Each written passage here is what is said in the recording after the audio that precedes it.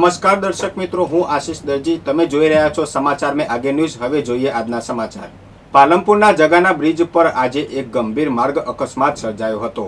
અમદાવાદ તરફથી આવી રહેલા એક ટ્રેલરનું ટાયર ફાટતા તે બેકાબુ બન્યું હતું. ટ્રેલર ડિવાઈડર કૂદીને રોંગ સાઈડમાં ઘૂસી ગયું હતું અને સામેથી આવતી મોપેડ ચાલક મહિલાને અડફેટે લીધી હતી. આ અકસ્માતમાં મોપેડ ચાલક મહિલા ગંભીર રીતે ઈજાગ્રસ્ત થઈ હતી.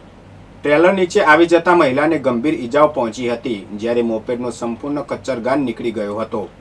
ઘટના બાદ સ્થાનિક લોકો દ્વારા ગંભીર ઈજાગ્રસ્ત મહિલાને તાત્કાલિક સારવાર માટે નજીકની હોસ્પિટલમાં ખસેડવામાં આવી હતી.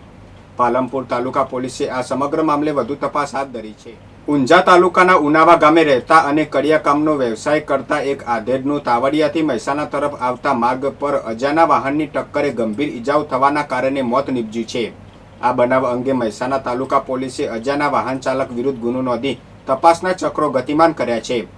ઉનાવા ગામના વનકરવાસમાં રહેતા જયંતિભાઈ દલપતભાઈ ચાવડા ગત 1 જૂનના રોજ રાત્રે 8:30 વાગ્યાની આસપાસ પોતાનું મોટરસાયકલ GJ02 CB 7739 લઈને તાવડિયા ગામે કડિયાકામના બાકી નાનાની ઉઘરાણી કરવા ગયા હતા.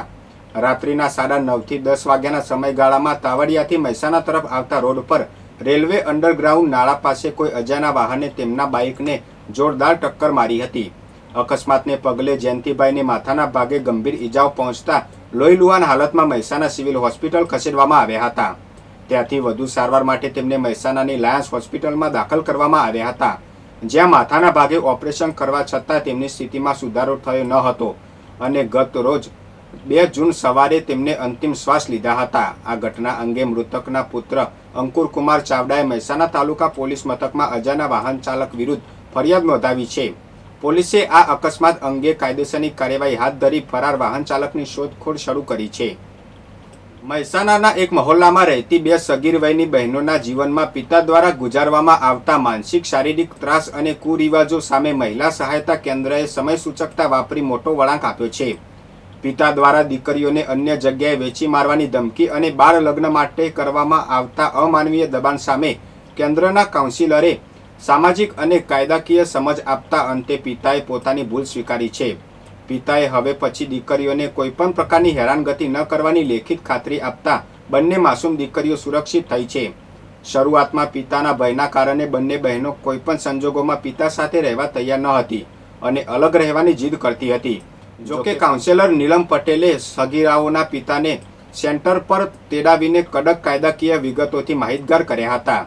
દીકરીઓ પર બાળ લગ્ન માટે દબાણ કરવું કે તેમને શારીરિક માનસિક ત્રાસ આપવો એ કેટલો મોટો ગુનો છે તેની સમજ આપતા અંતે પિતા ભાગી પડ્યા હતા અને પોતાની ભૂલ સ્વીકારી હતી.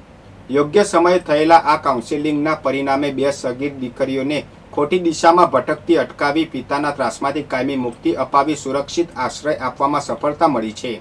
વધતા જતા પ્રદૂષણ, ગ્લોબલ વોર્મિંગ અને શારીરિક વ્યાધિઓ સામે જનજાગૃતિ ફેલાવવાના ઉમદા હેતુ સાથે 3 જૂન વિશ્વ સાયકલ દિવસ નિમિત્તે પાટણ શહેરમાં એક ભવ્ય સાયકલ રેલીનું આયોજન કરવામાં આવ્યું હતું. Patan riders official cycling club, rotary club અને એક્ટિવ ગ્રુપના સંયુક્ત ઉપક્રમે યોજાયેલી આ રેલીમાં 100થી વધુ સાયકલ સવારોએ ઉત્સાહભેર જોડાઈને શહેરના માર્ગો પર સ્વાસ્થ્ય અને પર્યાવરણ સુરક્ષાનો સંદેશ ગુંજતો કર્યો હતો.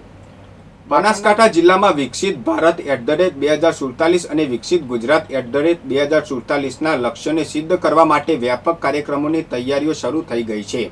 આ સંદર્ભે જિલ્લા કલેક્ટર મિહિર પટેલના અધ્યક્ષસ્થાને પાલનપુર ખાતે કલેક્ટર કચેરીમાં એક સમીક્ષા બેઠક યોજાઈ હતી. રાજ્ય સરકાર દ્વારા 5 જૂન 2026 થી 21 જૂન 2026 દરમિયાન રાજ્યભરમાં જન કલ્યાણલક્ષી અને જનજાગૃતિ કાર્યક્રમોનું આયોજન કરવામાં આવનાર છે. બેઠકમાં કલેક્ટર મિહિર પટેલે વિકસિત ભારતના સંકલ્પને લોકભાગીદારી દ્વારા સાકાર કરવા અને વિકસિત ગુજરાતના ધ્યેયને જન આંદોલનનું સ્વરૂપ આપવા પર ભાર મૂક્યો હતો. તેમણે અધિકારીઓને છેવાડાના લાભાર્થીઓ સુધી સીધો સંપર્ક સાધી જનભાગીદારી સુનિશ્ચિત કરવા અનુરોધ કર્યો હતો. આ કાર્યક્રમો અંતર્ગત જિલ્લામાં એક પેડ માં કે નામ વૃક્ષારોપણ, સ્વચ્છતા અભિયાન, પ્રગતિ પથ યાત્રા, પ્રતિષ્ઠિત વ્યક્તિ સંપર્ક અભિયાન, વિકસિત ભારત સંકલ્પ સંમેલન, સરકારની સિદ્ધિઓની પ્રદર્શની, જનકલ્યાણ શિબિરો અને પ્રાકૃતિક ખેતી કાર્યશાળાઓ જેવા વિવિધ કાર્યક્રમોનું આયોજન કરવામાં આવશે.